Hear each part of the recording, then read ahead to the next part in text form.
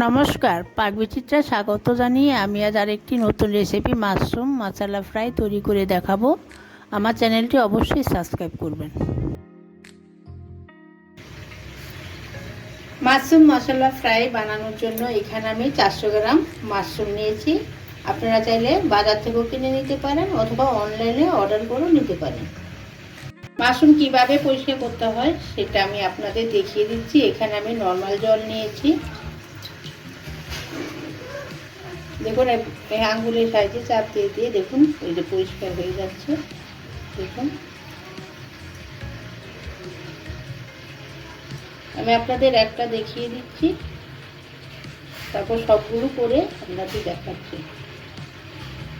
Mushroom কিন্তু আলতো হাতে ধুতে হবে, বেশি চাপ দেওয়া যাবে না। দেখুন আমি একটি মাশরুম পরিষ্কার করে নিয়েছি। এখন আমি সবগুলো একইভাবে পরিষ্কার করে নেব। দেখুন আমি সবগুলো মাশরুম পরিষ্কার করে নিয়েছি। এখন আমি মাশরুমগুলো একটু মাথার দিক থেকে একটু কেটে নেব।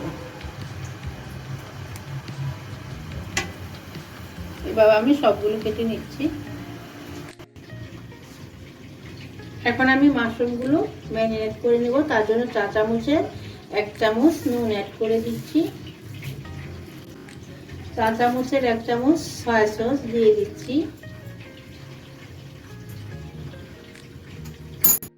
টমেটো সস দিয়ে দিচ্ছি 1 টেবিল চামচ। চা চামচের 1 চামচ গোলমরিচ গুঁড়ো।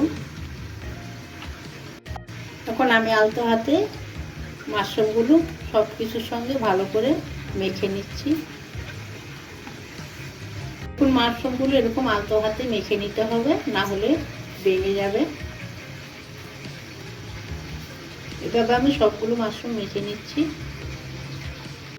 দেখুন আমার মাশরুমগুলো ম্যারিনেট করা হয়ে গেছে। এখন আমি ঢাকা দিয়ে 10 থেকে 15 মিনিট রেখে দেব। দেখুন আমার 15 মিনিট হয়ে গেছে, মাশরুম থেকে জল ছেড়েছে। এখন আমি মাশরুমগুলো অন্য পাত্রে তুলে নিচ্ছি। হালকা হাতে একটু পরিষ্কার করে নিচ্ছি।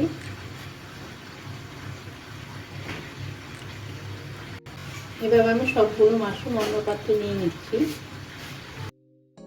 মাশরুম ম্যারিনেট করার পর যে জলটা বের হবে সেই জলটা রান্না ব্যবহার করা যাবে না, তাই আমি হাত দিয়ে একটু পরিষ্কার করে নিচ্ছি।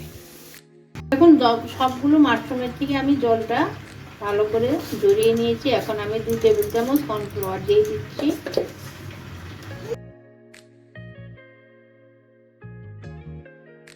এখন আমি কর্নফ্লাওয়ার দিয়ে মাশরুমগুলো একটু মেখে নিচ্ছি।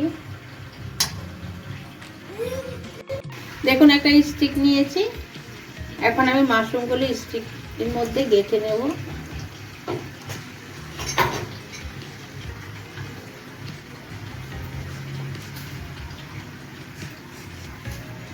দেখুন আমার একটা কাঁথা হয়ে গেছে, আমি দ্বিতীয়টা গেঁথে নিচ্ছি।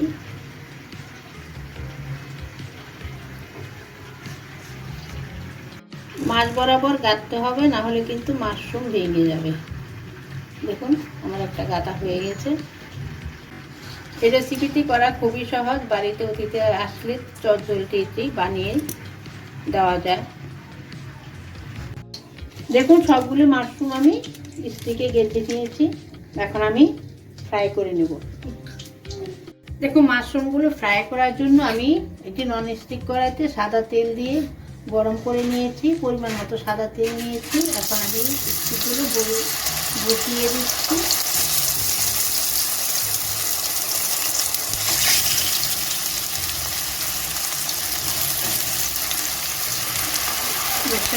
এখন আমার মাশরুমের এক পাশ হয়ে গেছে। এখন আমি উল্টে দিব, অপর পাশটাও ভেজে নেব। এখন আমি মাশরুমের সালাদটা তৈরি করে নেব। আমি 2 ধরনের ক্যাপসিকাম নিয়েছি। আপনারা চাইলে যে কোনো এক ধরনের দিয়েও রেসিপিটি করতে পারেন। যে তেলে আমি মাশরুম ফ্রাই করেছিলাম সেই তেলে আমি একটু বাটার অ্যাড করে দিই। বাটার গলে গেছে। এখন আমি 2টো বড় পেঁয়াজ কুচি করে কেটে দিয়ে দিচ্ছি।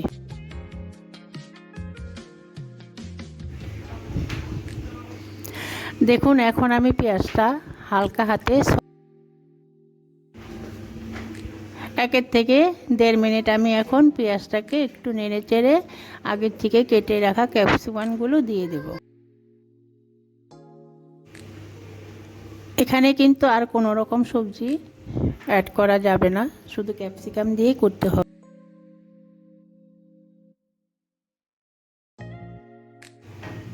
এখন আমি এখানে অ্যাড করে দিব সামান্য পরিমাণে নুন আর গোলমরিচ গুঁড়ো। এখন ভালো করে নেড়ে চেড়ে সব কিছু মিশিয়ে নেব।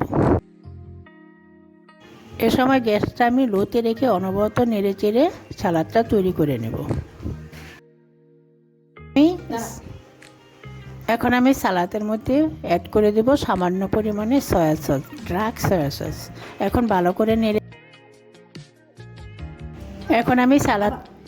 এখন আমি সালাদটা ঢাকা দিয়ে নেড়ে চেড়ে নরম করে নেব। গ্যাসটা আমি দেখুন আমার সালাদটা তৈরি হয়ে গেছে, আমার ক্যাপসিকামগুলো নরম হয়ে গেছে। এখন আমি নামিয়ে নিচ্ছি, নামিয়ে নিয়ে সার্ভ করব। দেখুন আমি মাশরুমের স্টিকগুলো সাজিয়ে নিয়েছি, এর উপরে আমি সালাদটা দিয়ে গার্নিশ করে নেব।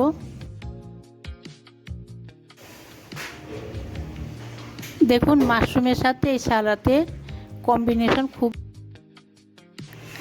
দেখুন আমার মাশরুম মশলা ফ্রাই তৈরি হয়ে গেছে।